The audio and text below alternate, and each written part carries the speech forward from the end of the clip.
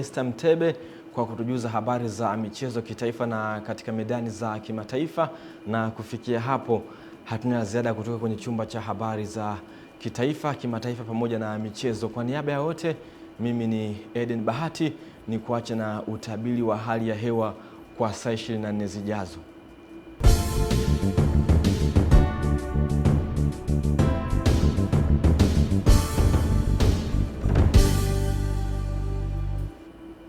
Habari za wakati huu mpenzi mtazamaji, karibu katika utabiri wa hali ya hewa wa saa 24 zijazo kuanzia saa 3 kamili usiku wa hii leo.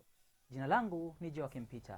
Kwa usiku wa leo, hali ya ukavu na ubaridi inatarajiwa kuendelea katika maeneo mengi hapa nchini, na kiwango cha chini zaidi cha joto kinatarajiwa kuwa nyuzi joto 7 katika mkoa wa Njombe, ikifuatiwa na nyuzi joto 8 katika mkoa wa Mbeya. Kwa siku ya kesho, mifumo ya upepo inaonyesha kuwa upepo unatarajiwa kuvuma kwa kasi ya kilomita 30 kwa saa katika pwani ya kaskazini na kwa kasi ya kilomita 20 kwa saa katika pwani ya kusini. Hali ya bahari inatarajiwa kuwa na mawimbi madogo hadi makubwa kiasi. Kwa upande wa ziwa Victoria pamoja na ziwa Tanganyika, upepo unatarajiwa kuvuma kwa kasi ya kilomita 30 kwa saa, na ziwa Rukwa pamoja na ziwa Nyasa, upepo unatarajiwa kuvuma kwa kasi ya kilomita 20 kwa saa.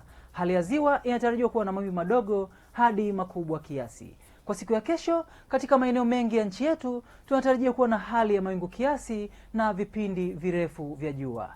Hadi kufikia hapo, kutoka mamlaka ya hali ya hewa hatuna la ziada. Asante kwa kuwa nami na kwa heri.